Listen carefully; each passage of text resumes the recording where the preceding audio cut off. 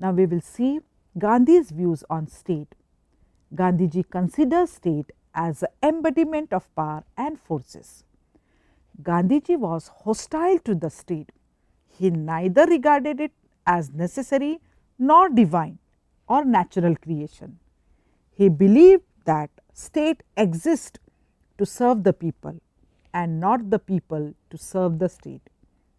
Gandhiji rejects the state mainly for three reasons. The state is based on violence. The coercion authority of the state is destructive of individual freedom and personality. In a society of equals based on non-violence and cooperation, the state is an evil and is unnecessary. Now we will see ideal state. Gandhiji wrote, political power means the capacity to regulate the life through national representatives. If national life becomes as perfect as to become self-regulated, no representative becomes necessary. There is then a state of enlightened anarchy. In such a state, everyone is his own ruler. He rules himself in such a manner that he is never a hindrance to his neighbor. In the ideal state, therefore, there is no political power, because there is no state, but the ideal state is never fully realized. He wrote, such a state is perfect and non-violent where the people are governed least. The nearest approach to purest anarchy would be democracy based on non-violence. Ramarajya. His idea of Ramarajya is based upon one's adherence to Satya and Ahimsa. This political vision of Gandhi is ultimately based upon the classical Indian myth of the ideal polity under Rama, the hero of Ramayana, ascribed to Satyuga or Krityuga. But Gandhiji was quite aware that it was not possible to create such a state of Ramarajya in the immediate future.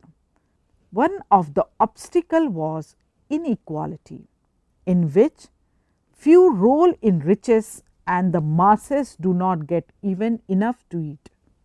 Therefore, he considered that in the present circumstances, coercion could be used in extreme cases, but he was convinced that a state was good in which people will govern the least.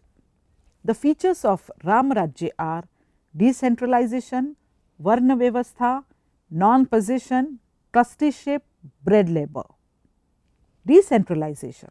Gandhiji was convinced that if India was to evolve along non-violent lines, it would have to accept decentralization of power, because centralization as a system is inconsistent with a non-violent structure of the society.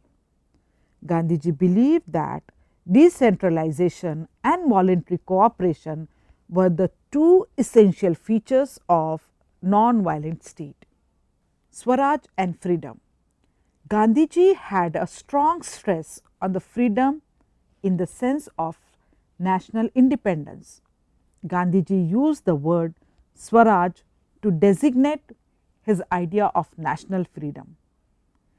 He dedicated his whole life to secure the freedom of India from imperialism. His concept of Swaraj was democratic.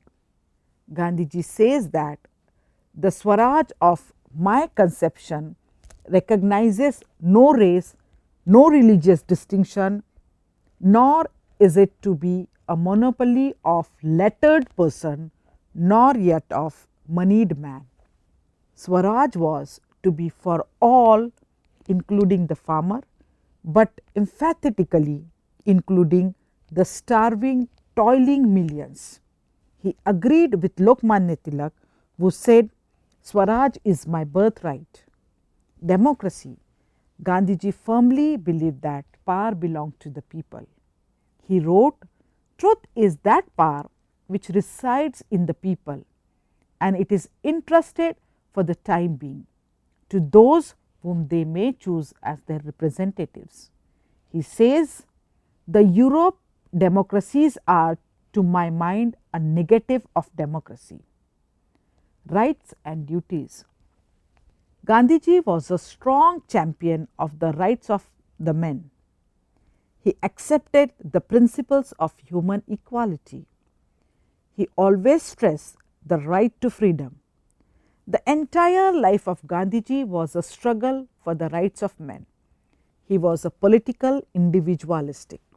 He believed that rights were essential because they contributed to the development of personality, but moral training was a prior condition for the enjoyment of the rights of a person with his moral duties.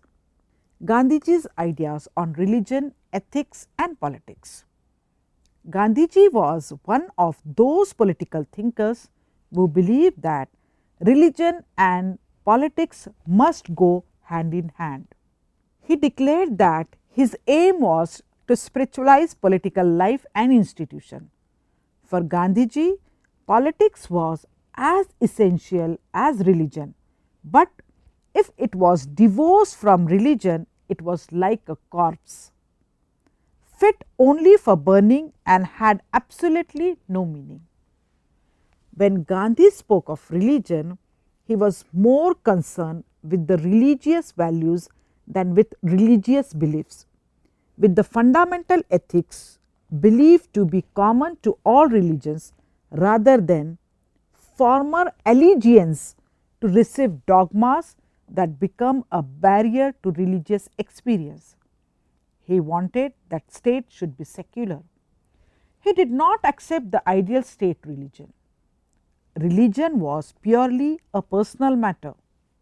Gandhiji had taken great pains to explain the relationship between politics and religion and ethics. Political philosophy of Gandhiji is based on ethical idealism.